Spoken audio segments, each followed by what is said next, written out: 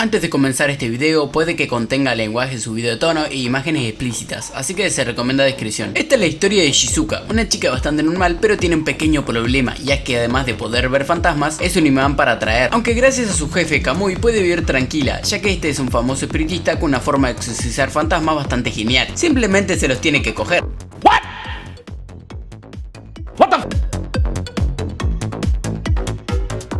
Esta es la historia de nuestra prota Shizuka. Hizo una vida como asistente de Kamui, un famoso espiritista con un extraño fetiche, y es que simplemente se excita viendo fantasmas o entes demoníacos. Y en lo poco que va del manga se nos va demostrando que no le interesan las personas normales, ya que ignora totalmente a la prota, aunque esta esté bien dotada y además es bastante linda, y prefiere hacer sus cosas con fantasmas, sin decir que este se caletea con imágenes de ellos, o sea, tipo tiene una caja con fantasmas simplemente para hacerse la jalación. ¿Te imaginas estar en tu cuarto en pleno acto y entra tu vieja y ve en la pantalla te ordena un demonio? Yo creo que te se hereda sin decir una palabra medio. Pero en cambio vemos a la prota, que como ya les conté pasó toda su infancia siendo una chica solitaria, ya que cada vez que subía la mirada veía esos horribles fantasmas rodeándola. Por eso mismo nunca pudo hacer amigos, pero todo cambió cuando llegó Kamui, que la vio y ayudó, aunque esta tenía más miedo de un tipo raro que hacía cosas obscenas con fantasmas que de los mismos gente. Pero igualmente ella comenzó a trabajar con él, simplemente haciendo de carnada para así él poder atrapar el ente y hacer sus cosas. Pero ojo, no todos los entes tienen partes, ya que pueden ser de todo tipo.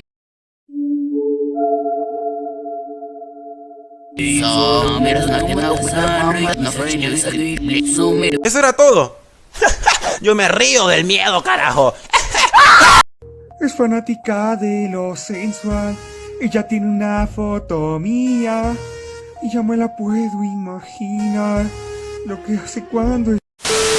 Porque claro, el punto no es simplemente cogerlo, ya que algunos fantasmas son grotescos, simplemente no tienen forma humana. Así que el punto es hacerlo tener un orgasmo. Como cuando a la playa se encontró con un montón de manos, que sería el miedo del océano. Y Kamui solo metiéndosela a la boca, lo pudo exorcizar. También en esta obra podemos ver a otros personajes secundarios que están muy bien hechos y que tienen su propia personalidad. Como la amiga rubia buena onda que es súper fan de Kamui, o la boluda que se cree espiritista pero lo único que hace es causar problemas. Como yendo a la montaña e intentando cazar fantasmas pero termina endemoniada. O como llevando un juego demoníaco a la escuela y este hace aparecer un alfa zorro, pero no pasa nada, ya que Kamui entra a la sala porque no solo es un pervertido, sino que también tiene sus trucos, ya que puede salir de su cuerpo y convertirse en un espíritu, y así nos llama la atención entre las multitudes, porque además de ser un boludo que se coja a los fantasmas, también es un... No podemos dejar el hecho de que sea así y gana dinero por su trabajo. Pero Oroka, de seguro se convierte en espíritu cada vez que los exorciza, ¿no? Pues no, mi amiguito, ya que la obra nos hace saber que solo usa esta técnica cuando hay mucha gente o cuando simplemente no quiere que lo vean, ya que por ejemplo cuando exorciza un fantasma de las grietas que atrapa a la prota y el fantasma queda en la típica "Oh my god, stop bro, I'm stuck. You help me?" Yes, yes, yes, yes, yes, yes. Pero bueno, como decía, el prota le queda atorado al titán y eso no dice que estaba en su forma humana. No, no, no.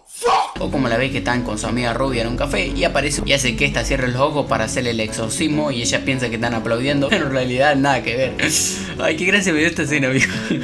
Es como el tipo que te estás durmiendo y todos empiezan a aplaudir ahí, pero y vos empezabas a aplaudir porque estabas dormido y no entendés una verga, tipo, fue eso, amigo.